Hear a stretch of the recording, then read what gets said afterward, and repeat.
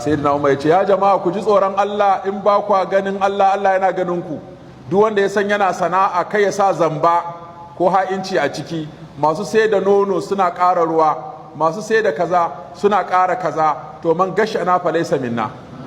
Ta ko ta mata sana'arta tana tatsan nono ta kai kasuwa.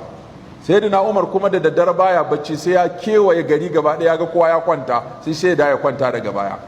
To da yana gan wani bai bacci ba, Allah zai tambaye shi ranar alkiyama me yasa bai bacci ba.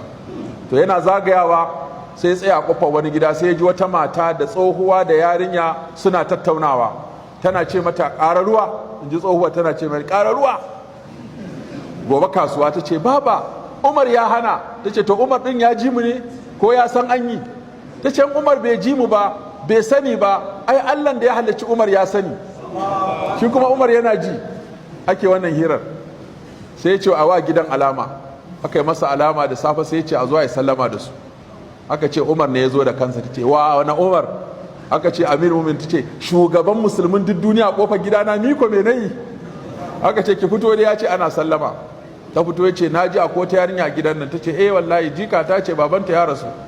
Ya ce to jiya na ji ku, ka ji me? Ya ce kina umarta ta da yin zamba taki, kin ce a ƙara ruwa taki. Ita ce afuwan ya Amir, wallahi tallahi. Ya ce a'a, ba ma wani wannan ya kawo ni ba. Sai jawo Asim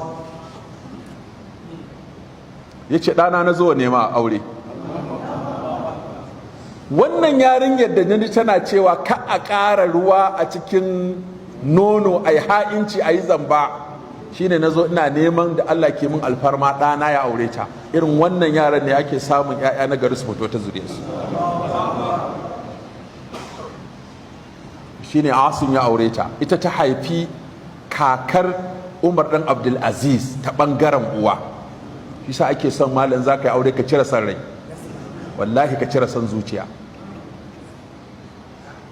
saboda baka san me za a haifa a zuriyarka ba. Ka cire son zuciya kawai malam, ka ɗauki mai addini yadda manzon Allah sallallahu alaihi wasallam ya faɗa, fazfar bi zati din.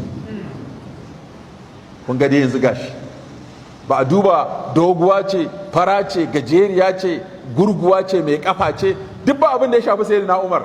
Abin da ya shafe shi ya ji yarinya mai gaskiya, wannan ya kamata a ce ɗansa ne ya aure ta, don ba a san me za a haifa a cikin zuriyar ba. Sai gashi an samu Umar ɗan Abdulaziz, sarkin nan mai adalci, wanda yana kafa gwamnatinsa. Kun san hukumar da ya fara kafawa? Raddul Mazalim. Hukumar farko da ya kafa yana yin hudu ba, ya ce to na kafa hukuma